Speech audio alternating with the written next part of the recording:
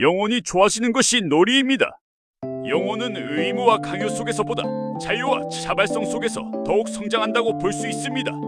여기서 놀이는 단순한 오락이 아니라 자신의 본성을 자연스럽게 드러내는 상태를 상징합니다. 다양한 영성 전통에서도 집착을 내려놓고 자연스러운 흐름에 머무를 때 의식이 확장된다고 이야기합니다. 따라서 이 문장은 영혼의 성장은 억지보다 자유로운 몰입과 기쁨에서 비롯된다는 철학적 의미로 이해할 수 있습니다. 별자리를 위해 빛나게 살면 별의 새가 그곳으로 모입니다. 별은 오래전부터 인간에게 운명과 이상 그리고 높은 가치를 상징하는 존재였습니다. 이 문장은 문자 그대로 별이 움직인다는 뜻이라기보다 자신의 내면을 성장시키고 삶을 빛나게 할수록 비슷한 가치와 사람, 기회가 자연스럽게 모인다는 상징으로 해석할 수 있습니다. 영성에서는 같은 성향이 서로를 끌어당긴다는 비유가 자주 사용되며 이러한 의미에서 별의 새는 빛나는 삶이 만들어내는 영향력으로 이해할 수 있습니다. 이 문장은 외모를 얼굴의 생김새가 아니라 사람이 풍기는 전체적인 분위기와 존재감으로 바라보는 관점으로 이해할 수 있습니다. 실제로 사람의 표정과 말투, 자세는 오랜 삶의 경험과 성품의 영향을 받으며 이러한 요소들은 인상 형성에 영향을 줄 수 있습니다. 다만 생일과 같은 요소가 외모를 결정한다는 부분은 객관적으로 입증된 사실이라기보다 하나의 영성적 세계관 안에서 제시된 상징으로 이해하는 것이 적절합니다. 결국 이 문장은 내면의 성장과 삶의 태도가 사람의 인상에 반영된다는 의미를 강조하는 것으로 볼 수 있습니다. 4. 연결이 없는 시대에서는 인간성, 사랑, 우정, 말, 소통 능력, 외모가 중요시됩니다. 영성학적 해석 기술이 발전할수록 사람과 사람 사이의 진정성은 오히려 더욱 중요한 가치가 될 수 있습니다. 영성에서는 인간의 성장이 타인과의 관계 속에서 드러난다고 보는 관점이 많으며 사랑과 공감, 존중은 내면의 성숙을 보여주는 핵심 요소로 여겨집니다. 결국 사람을 움직이는 것은 정보만이 아니라 신뢰이며 신뢰는 인간성에서 비롯됩니다. 이 문장은 인간다운 관계가 시대를 초월하는 가치라는 점을 강조하는 것으로 이해할 수 있습니다. 5. 이제는 연결이 더뎌져 스스로 자신을 관리하는 세상입니다. 외부 환경보다 자신의 내면을 다스리는 힘이 중요하다는 메시지로 읽을 수 있습니다. 많은 철학과 명상 전통에서는 진정한 변화는 밖이 아니라 자신을 성찰하는 데서 시작된다고 설명합니다. 감정과 생각을 돌아보고 삶의 방향을 스스로 선택하는 능력은 현대 사회에서도 중요한 역량입니다. 이 문장은 자기 관리가 단순한 습관을 넘어 자기 성찰과 성장의 과정이라는 점을 시사합니다. 6. 모든 것은 의미입니다. 영성에서는 삶의 모든 경험을 성장의 재료로 바라보는 관점이 자주 등장합니다. 기쁨은 감사의 기회를 주고 실패는 성찰의 계기를 제공하며 만남과 이별은 인간을 더욱 성숙하게 만들 수 있습니다. 따라서 이 문장은 모든 사건에 객관적으로 정해진 의미가 있다는 뜻이라기보다 인간은 경험 속에서 스스로 의미를 발견하고 삶을 해석하는 존재라는 철학적 관점으로 이해할 수 있습니다. 7. 우주는 곧 마음입니다. 이 문장은 과학적 명제가 아니라 형이상학적 비유로 이해할 수 있습니다. 인간은 자신의 마음을 통해 세상을 인식하고 해석하기 때문에 마음의 상태는 자신이 경험하는 세계의 모습에 큰 영향을 미칩니다. 영성에서는 인간을 소우주, 우주를 대우주로 비유하며 내면의 질서를 바로 세우는 일이 곧 삶의 질서를 회복하는 과정이라고 설명하기도 합니다. 따라서 이 문장은 우주와 마음이 동일하다는 주장이라기보다 인간의 내면과 세계를 바라보는 방식이 깊게 연결되어 있다는 상징적 표현으로 이해할 수 있습니다. 8. 음기의 종류에는 인성, 성품 등이 있습니다. 9. 얕은 상상에는 음기와 양기가 들어오지 않습니다. 영성학적 해석 이 문장은 상상력이 단순한 공상이 아니라 깊은 사유와 통찰의 과정이라는 비유적 표현으로 읽을 수 있습니다. 영성적 관점에서는 깊이 있는 사색이 인간의 내면을 넓히고 새로운 가능성을 열어준다고 이야기하기도 합니다. 반대로 피상적인 사고는 삶을 변화시키는 통찰로 이어지기 어렵다는 의미를 담고 있습니다. 따라서 이 문장은 깊이 있는 성찰과 상상이 인간의 성장을 이끄는 원동력이라는 상징적 표현으로 이해할 수 있습니다. 10. 생각이 나뉘면 정동이 나뉜 것과 같습니다. 영성학적 해석 생각이 여러 방향으로 흩어지면 마음의 중심도 흔들리기 쉽습니다. 많은 철학과 명상 전통에서는 내면의 일관성과 통합을 중요한 덕목으로 봅니다. 하나의 가치와 목적을 중심으로 사고가 정리될 때 행동에도 힘이 생기고 삶의 방향도 분명해질 수 있습니다. 이 문장은 내면의 통합이 삶의 안정과 성숙으로 이어진다는 의미를 상징적으로 표현한 것으로 볼 수 있습니다.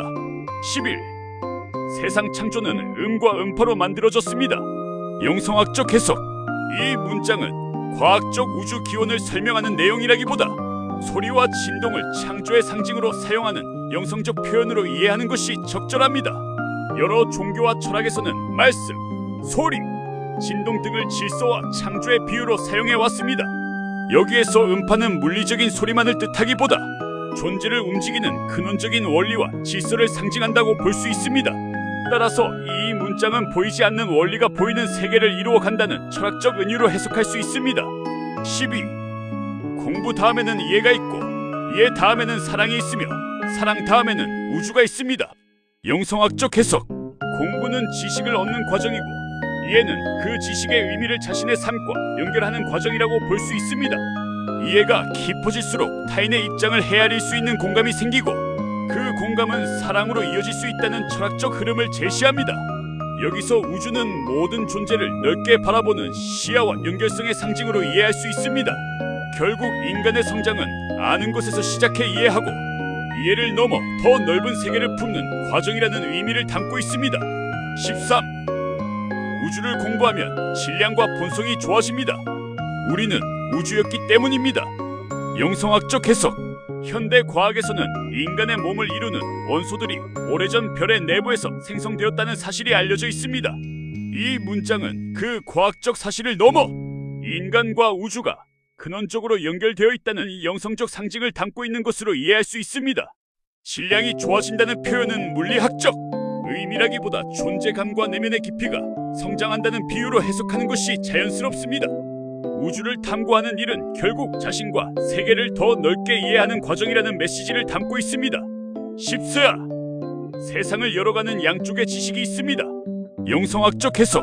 이 문장은 세상을 이해하는 방식에는 하나의 관점만 있는 것이 아니라 다양한 접근이 존재한다는 의미로 해석할 수 있습니다.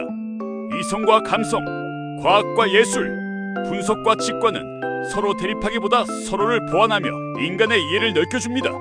영성에서도 균형은 중요한 가치로 여겨지며 어느 한쪽으로 치우치지 않는 시각이 성숙으로 이어진다고 설명합니다. 결국 세상을 여는 힘은 서로 다른 지식을 연결하는 능력에서 나온다는 철학적 의미를 담고 있습니다. 15. 음악은 과학을 만듭니다. 과학은 세상을 만듭니다. 세상은 자꾸만 바뀌지 않습니다. 영성학적 해석. 이 문장은 음악과 과학의 직접적인 인과관계를 설명하기보다 창의성과 질서가 문명을 발전시키는 두 축이라는 상징적 표현으로 이해할 수 있습니다. 음악은 조화와 리듬, 비례를 담고 있고 과학은 자연의 질서를 탐구합니다. 서로 다른 영역처럼 보이지만 모두 세상을 이해하려는 인간의 노력이라는 공통점을 가집니다. 마지막 문장은 변화하는 시대 속에서도 인간의 본성과 삶의 근본, 원리는 쉽게 변하지 않는다는 철학적 메시지로 해석할 수 있습니다. 16. 남자는 여자를 붙잡고 갑니다. 여자는 성장합니다. 영적 성장이 성장의 정수입니다. 영성학적 해석. 이 문장은 성별에 대한 객관적 사실이라기보다 관계와 성장에 대한 상징적 세계관을 표현한 것으로 이해할 수 있습니다. 실제로 사람마다 성장 방식은 매우 다양하며 특정 성별에 일반화하여 적용할 수는 없습니다. 다만 마지막 문장의 영적 성장이 성장의 정수라는 표현은 내면의 성숙이 삶의 중요한 기반이라는 철학적 의미로 해석할 수 있습니다. 자신의 마음을 이해하고 타인을 존중하며 더 넓은 시야를 갖는 과정은 많은 철학과 영성, 전통에서도 중요한 가치로 다루어집니다. 32. 만인을 쓸어 안을 줄 아는 넓고 큰 마음을 가지십시오. 영성학적 해석. 큰 마음은 모든 사람에게 동의하는 것이 아니라 서로 다른 사람을 이해하려는 태도에서 시작됩니다. 영성에서는 의식이 성장할수록 나의 범위가 넓어져 타인을 배척하기보다 포용하게 된다고 설명하기도 합니다. 넓은 마음은 갈등을 줄이고 새로운 가능성을 열어줍니다. 결국 성숙한 사람은 자신의 생각만 키우는 사람이 아니라 타인을 품을 수 있는 사람입니다. 사장학개론적으로 보면 중요한 것은 모든 대화는 통하는 것이 아니라 이끄는 것입니다. 38. 정동은 모든 것을 없애는 힘이니까 사랑입니다. 39. 음악은 항상 선입니다. 40. 왕비는 항상 육체가 앞으로 가고 왕은 뒤로 갑니다. 41. 엔트로피는 한 곳으로밖에 갈 수 없습니다. 그것이 과거입니다. 영성학적 해석. 과학에서 엔트로피는 연력학의 개념으로 여기의 표현과는 다른 의미를 갖습니다. 따라서 이 문장은 과학적 설명이 아니라 시간의 흐름과 되돌릴 수 없는 경험을 상징하는 비유로 이해하는 것이 적절합니다. 인간은 지나간 시간을 바꿀 수 없지만 그 의미를 새롭게 해석하며 현재를 살아갈 수 있습니다. 결국 과거는 되돌릴 수 없지만 현재의 성장은 언제나 가능하다는 철학적 메시지로 읽을 수 있습니다. 42. 춤은 과거를 남깁니다. 그래서 춤추는 분은 좀 악합니다. 43. 향은 좋아진 족적을 말합니다. 그래서 사랑은 향이 있습니다. 45. 이제 세상은 우주로 돌아가지 신으로 돌아가지는 않습니다. 영성학적 해석. 이 문장은 특정한 종교적 진리를 말하기보다 인간의 의식이 외부의 절대적 존재보다 우주의 질서와 존재 자체를 탐구하는 방향으로 변화하고 있다는 하나의 철학적 관점을 담고 있습니다. 여기서 우주는 전체만이 아니라 모든 존재를 포괄하는 질서와 연결성을 상징하는 개념으로 이해할 수 있습니다. 결국 인간은 맹목적인 의존보다 스스로 이해하고 성장하는 방향으로 나아간다는 세계관을 표현한 것으로 볼 수 있습니다. 영성의 핵심도 외부를 따르는 것에 머무르기보다 내면과 세계를 함께 탐구하는 데 있다는 점을 시사합니다. 46. 국색의 국은 나라를 뜻할 수도 있지만 영혼을 뜻할 수도 있습니다. 영혼의 빛이 있는 사람이 되십시오. 뛰어나게 살고 싶어 하면 됩니다. 영성학적 해석. 이 문장은 국이라는 단어를 문자적 의미보다 상징적으로 확장하여 해석하는 시도입니다. 영혼의 빛은 타인을 이기기 위한 화려함이 아니라 인격과 지혜, 그리고 선한 영향력이 자연스럽게 드러나는 상태를 의미하는 비유로 이해할 수 있습니다. 뛰어나게 산다는 것은 남보다 높아지는 것이 아니라 어제의 자신보다 더 성숙해지는 삶을 선택하는 과정일 수 있습니다. 결국 사람을 오래 빛나게 만드는 것은 외적인 성공보다 내면의 품격이라는 메시지를 담고 있습니다. 47. 가까이 보면 그렇게 되는 것이 신입니다. 영성학적 해석. 이 문장은 신을 멀리 떨어진 초월적 존재로만 보기보다 삶의 작은 순간과 인간의 변화 속에서도 발견할 수 있다는 상징적 관점을 제시합니다. 영성에서는 특별한 기적보다 일상 속의 질서와 생명, 관계에서 깊은 의미를 발견하는 태도를 중요하게 여기기도 합니다. 결국 위대한 것은 멀리 있는 것이 아니라 가까이에서 새롭게 바라볼 때 드러난다는 의미를 담고 있습니다. 이 문장은 경외심이 특별한 장소보다 삶 자체에서 시작될 수 있음을 시사합니다. 48. 모든 사람은 보는 것보다 들으면 항상 더 좋아집니다. 영성학적 해석. 이 문장은 외모나 첫인상보다 사람의 이야기와 삶을 이해할 때 더 깊은 관계가 형성될 수 있다는 의미로 해석할 수 있습니다. 인간은 겉모습만으로는 알 수 없는 생각과 경험을 지니고 있으며 대화를 통해 그 진면목이 드러나는 경우가 많습니다. 영성에서도 경청은 상대를 존중하는 가장 중요한 태도 가운데 하나로 여겨집니다. 결국 사람은 판단보다 이해를 통해 더욱 아름답게 보일 수 있다는 메시지를 담고 있습니다. 49. 이제 이 세상은 신이 없는 시대가 도래했습니다. 영성학적 해석. 이 문장은 객관적인 사실을 말하기보다 현대 사회의 의식 변화를 상징적으로 표현한 것으로 이해할 수 있습니다.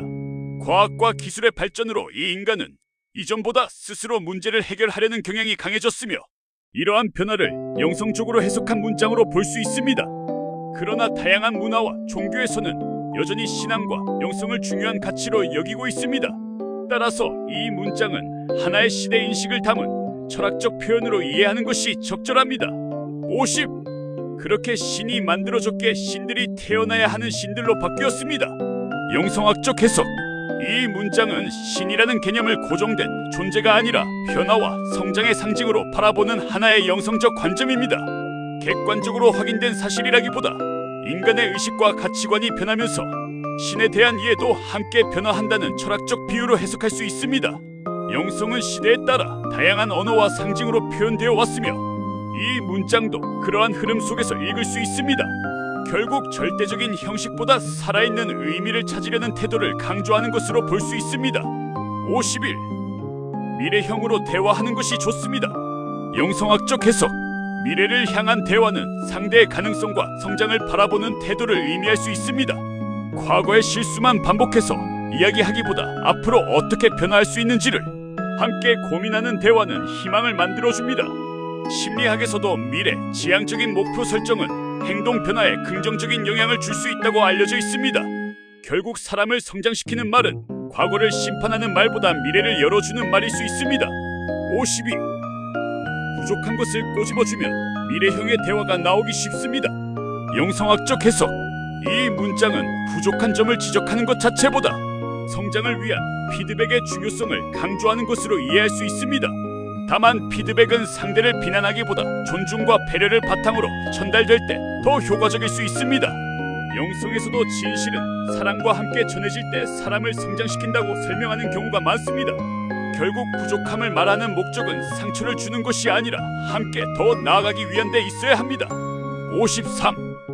좋겠는 것도 없고 그러한 것만 있습니다. 인정해 주어서 웃기는 것은 인정을 없앱니다. 영성학적 해석. 이 문장은 현실을 있는 그대로 받아들이는 태도를 강조하는 것으로 해석할 수 있습니다. 다만 표현은 다소 추상적이므로 사람을 존중하는 인정과 무조건적인 칭찬은 구분될 필요가 있습니다. 영성에서는 진실한 인정은 사람을 자유롭게 하지만 형식적인 칭찬은 오히려 성장에 도움이 되지 않을 수도 있다고 이야기하기도 합니다. 결국 중요한 것은 진심에서 나온 존중과 성실한 소통입니다. 54. 선, 조음, 지식에 모든 것을 맞추어 놓으십시오. 영성학적 해석. 이 문장은 삶의 기준을 선한 가치와 배움에 두라는 권유로 이해할 수 있습니다. 인간은 어떤 기준을 선택하느냐에 따라 생각과 행동이 달라질 수 있으며 가치관은 삶의 방향을 결정하는 나침반과 같습니다. 영성에서는 선함과 지혜를 함께 추구하는 삶을 이상적인 성장으로 설명하는 전통이 많습니다.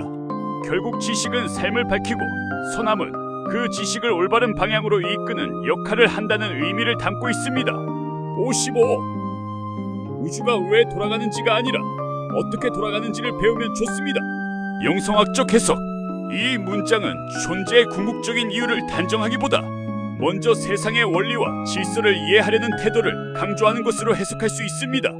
삶에서도 왜라는 질문은 철학을 만들고 어떻게라는 질문은 실천을 이끌어냅니다.